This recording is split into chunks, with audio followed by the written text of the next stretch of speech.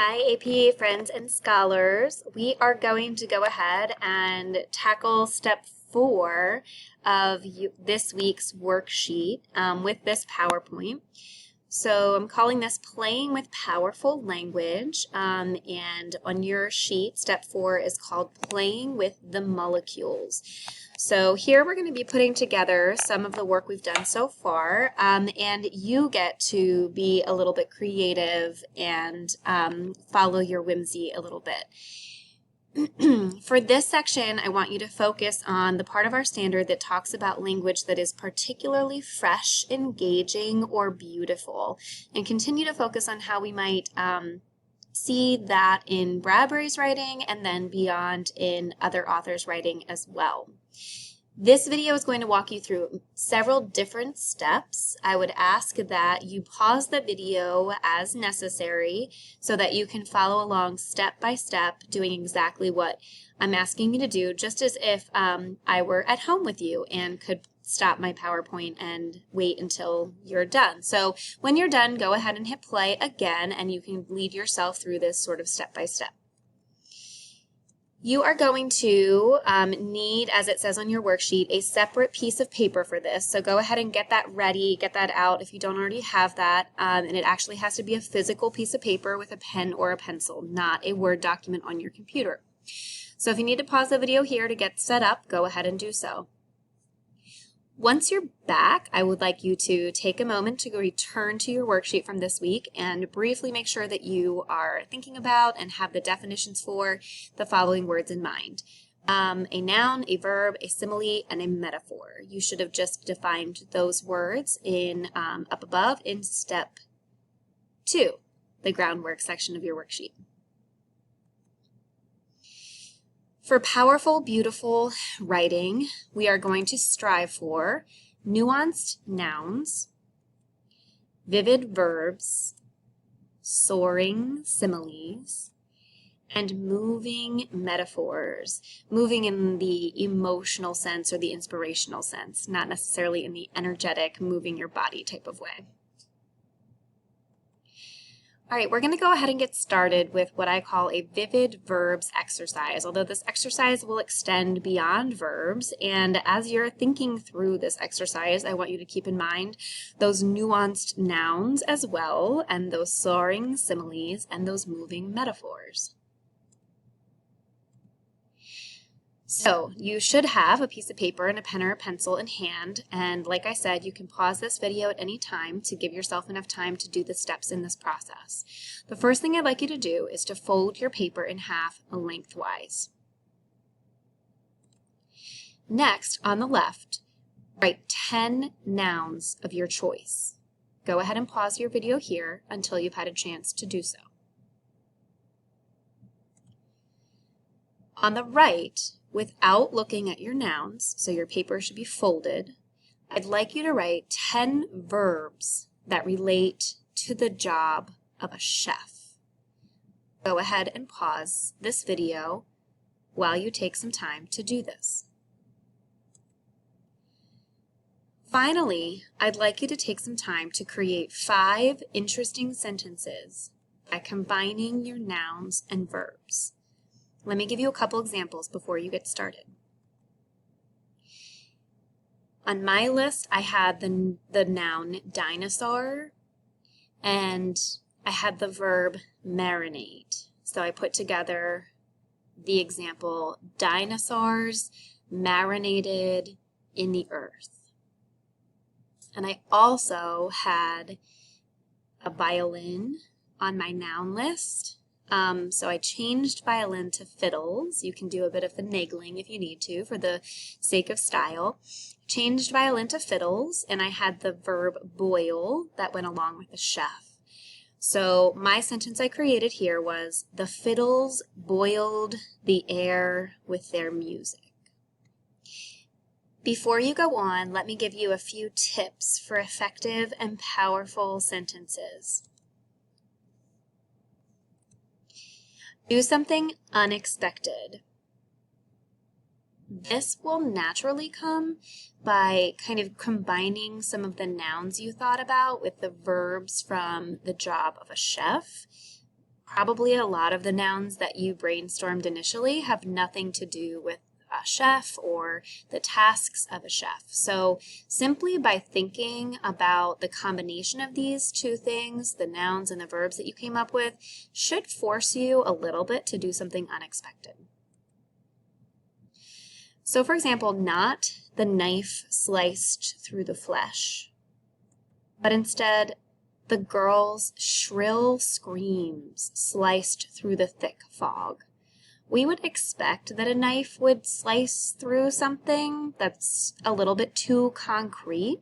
So for the sake of providing imagery and thinking about some active verbs and nuanced nouns, or vivid verbs and nuanced nouns, think about adding the idea of the idea of the verb slice and applying it to something unexpected like a scream. If you need to go beyond the nouns on your list, just for the sake, again, of style, feel free to do so. Anywhere you're tempted to use them, ask yourself, is there a stronger, more exciting verb you can use instead? This is going to be when you're thinking about is, was, am, were, are, those types of things that will lead you more to passive voice versus active voice. So again, anywhere you're tempted to use those verbs, is, was, am, are, were, those verbs of being, ask yourself, is there a stronger, more exciting verb I can use instead? Usually, like I said, this will shift your action, taking a sentence from lame to lit, or from active to passive. So for example, the girl was screaming, kind of lame, and it also doesn't really include one of those vivid verbs that you came up with. But if you take a look at the next example, those shrill screams clawed their way out of the girl's throat. There you shift the action to the screams themselves. There you require a vivid verb, clawed, and thus you end up with the screams doing the action of clawing their way out of the girl's throat, which is much more active and much more engaging of a sentence. So at this point, take a few minutes to pause the video and create at least 5 sentences that combine nouns from your noun list with a verb from your vivid verb list or your chef list, and put them together in unique and fresh and interesting ways and see what you can come up to. When you have that done, then you can return to the video for a little bit more. If you're back, that means you have some great sentences that you're starting out with. Let's try to make them even more interesting, even more fresh, even more vivid, even more beautiful by playing around with some metaphors and similes and adding metaphor and simile to those sentences that you've created. So in a few minutes, you're going to take some time to add a simile or metaphor into the sentences that you created. But before you do so, let me expand on the examples I gave you earlier by doing this on my own. So before, I gave you the example, dinosaurs marinated in the earth. So here I extended that a little bit to include a simile. You know that because I've used the word like. So my new example is dinosaurs marinated in the earth like 100 meaty boulders.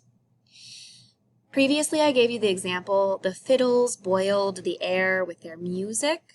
And here I added the simile, and like bubbles rising to the surface, the people were stirred from their seats. So my simile actually does not apply to the fiddles boiling the air, but actually applies to the people. And you can kind of tell that I took some liberties here. I added a whole other part of my sentence so that I could talk about the people instead of the fiddles. I added another type of imagery with the bubbles rising to the surface. And I also added another verb from my chef verb list, stirred. So again, just took some creative license, and you can feel free to do the same thing. So I'd like you to take a few minutes and go ahead and add some effective metaphors and similes to your examples that you've already built. When you're ready for the next step, you can go ahead and return to the video once again. All right, so if you're ready for round 2, let's give it another try. You're going to do the same thing as we did before, except this time I'd like you to think about the verbs that have to do with an artist or verbs that have to do with being a surgeon. So go ahead and try your hand. List at least 5 verbs that have to do with an artist and 5 verbs that have to do with a surgeon. With those verbs, and you can also create a new noun list if you wish or return to your old one, I'd like you to create at least 3 more original sentences.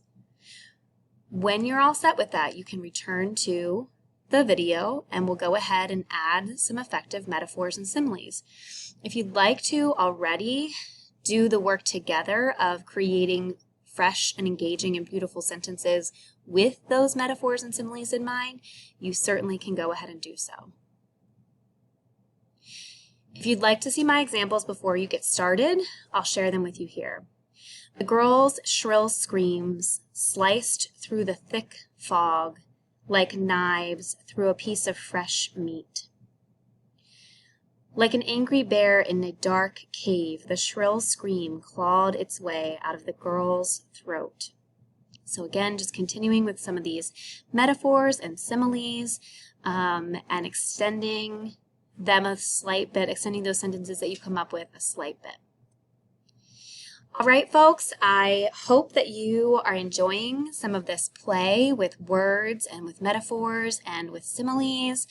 And I hope that you come up with some fresh, engaging, and beautiful language and fresh, engaging, and beautiful images and some fresh, engaging, or beautiful sentences. Be sure that you record those sentences on your worksheet and also select your top 3 creations and post them to this week's discussion board so that your peers can also appreciate them.